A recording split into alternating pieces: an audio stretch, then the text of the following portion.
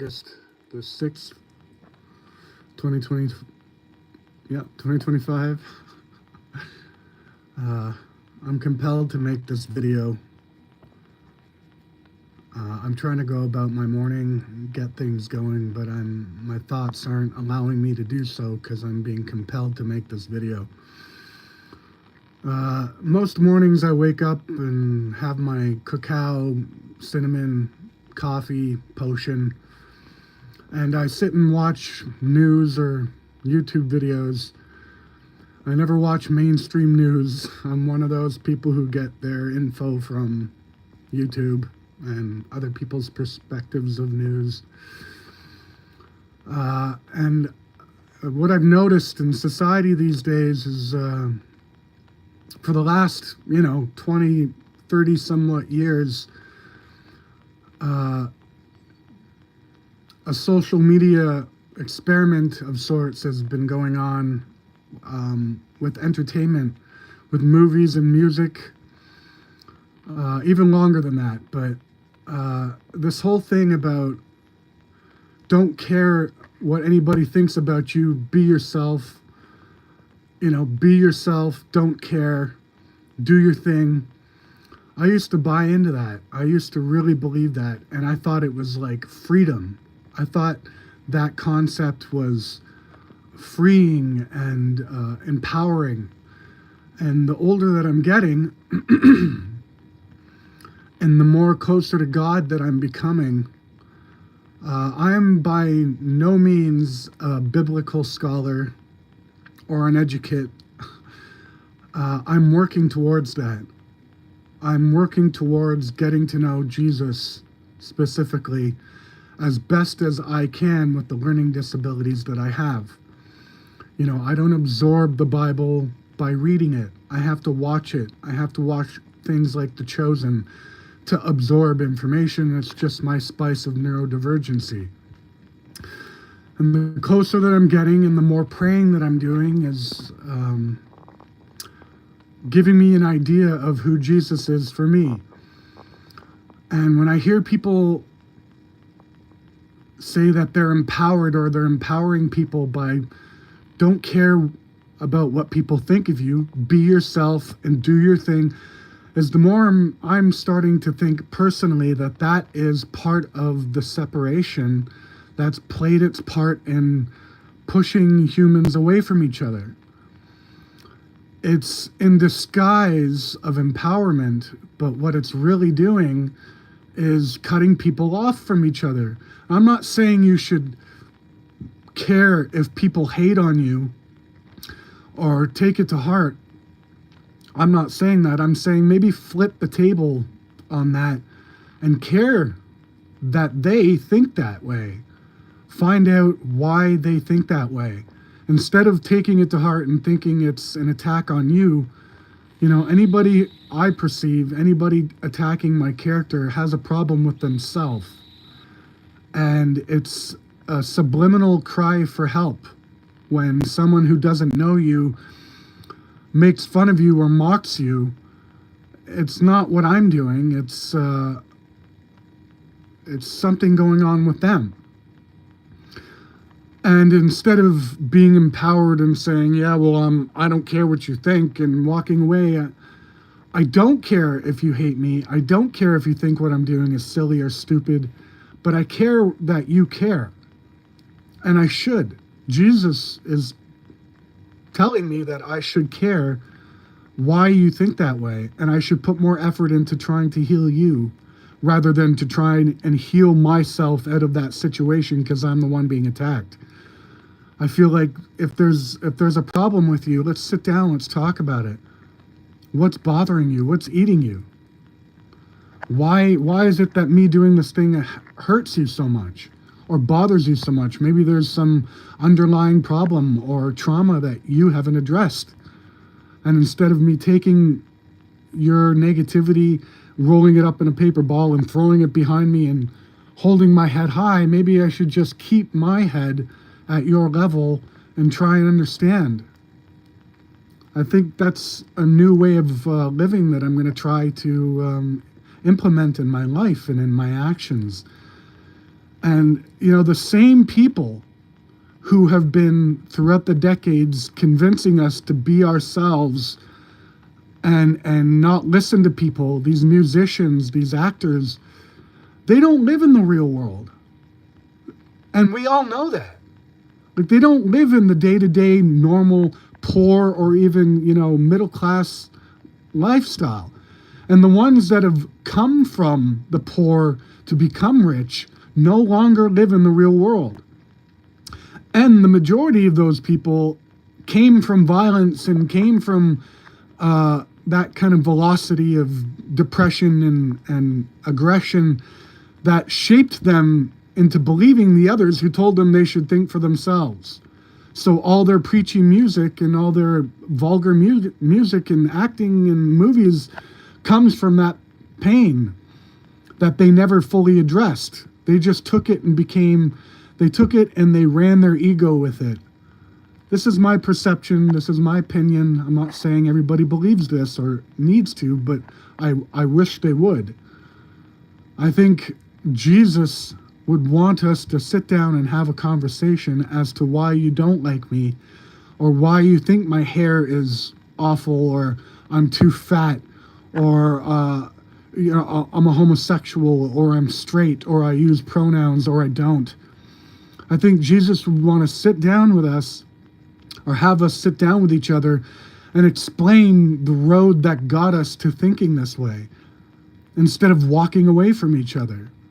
So I'm starting to believe personally that this whole idea that be yourself, don't care what other people thinks, and do you, is the number one driver for why, in a time where we're supposed to be the most connected in human history with social media and phones, we're actually the most disconnected from each other than we have ever been.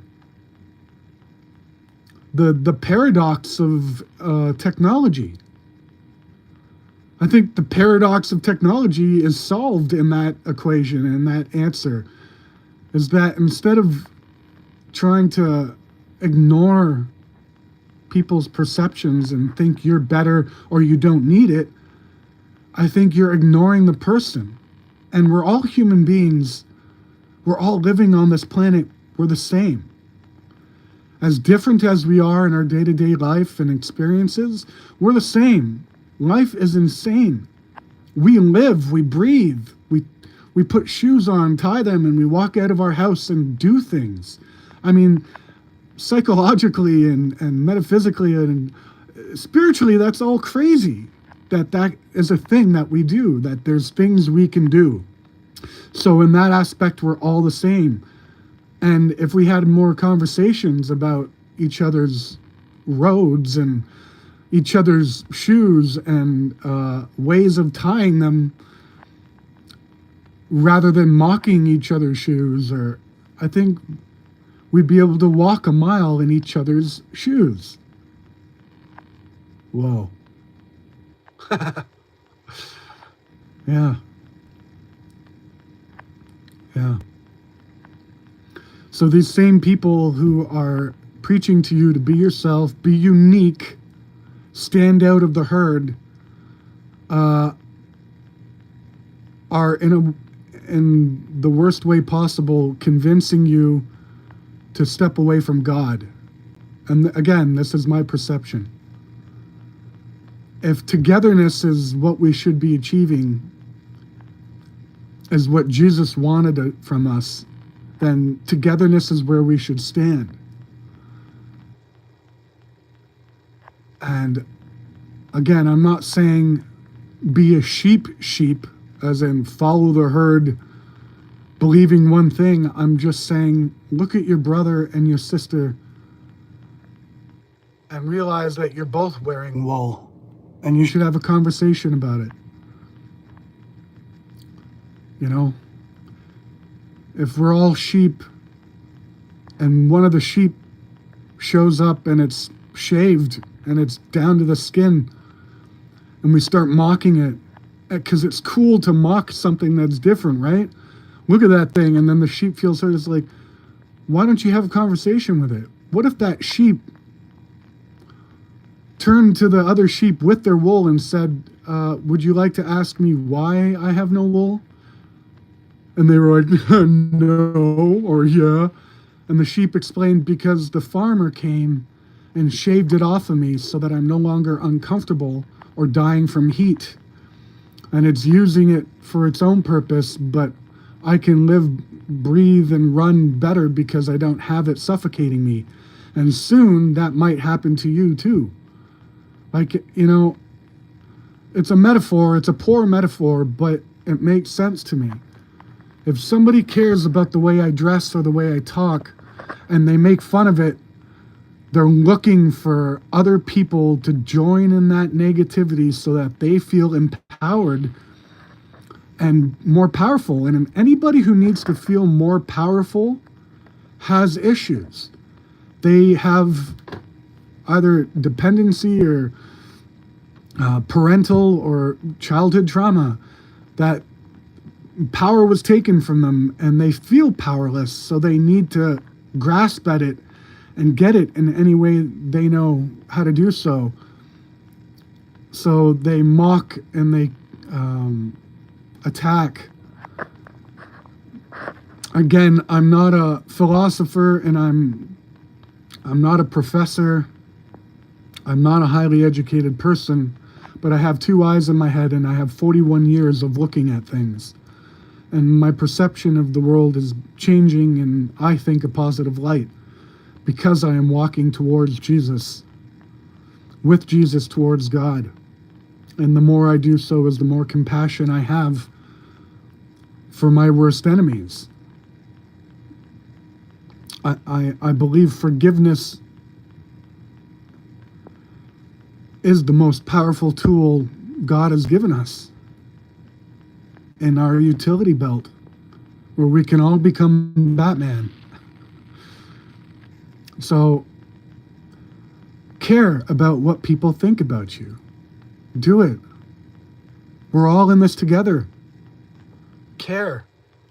Care so much that when they knock you down, you care so much about what they think about you, you ask them what's wrong with them. And a lot of the times they'll probably fight against that, turn away from that, mock you even more, and just keep giving them love. Just ask, well, if there's something truly bothering you, we can go have a conversation when nobody's around to see you open up, to see you not powerful. And in a sense, that can teach them that when they open up and they explain their negativity, they're actually the most powerful form of themselves they can be. That kind of spreading of the butter makes the best piece of toast. Again, a horrible analogy and a metaphor. It's all I got. Care about what people think about you. You might change the world. Anyways. Well, you don't have to be Christian to believe that. You can just have love in your heart and try and practice that. I am practicing this because I have given my life to Christ. I can't exactly call myself a Christian of any civilized religion. I think they've warped it. I think they've warped Jesus' message horribly. I call myself a follower of Christ. I'm someone who is actively seeking Jesus in my heart and in my life. I'm not a Presbyterian, an Anglican, a Catholic.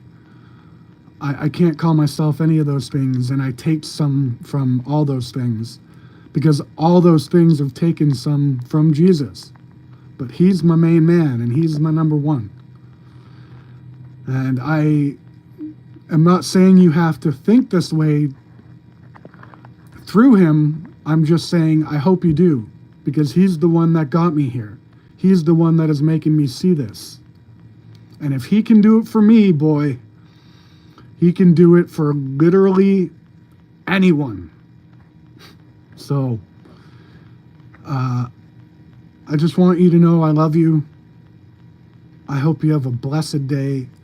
And I pray to God that anybody watching this is slowly led to Him through His Son, through messages, symbols, hopes, and dreams. In Jesus' name I pray. Amen. Have a beautiful day.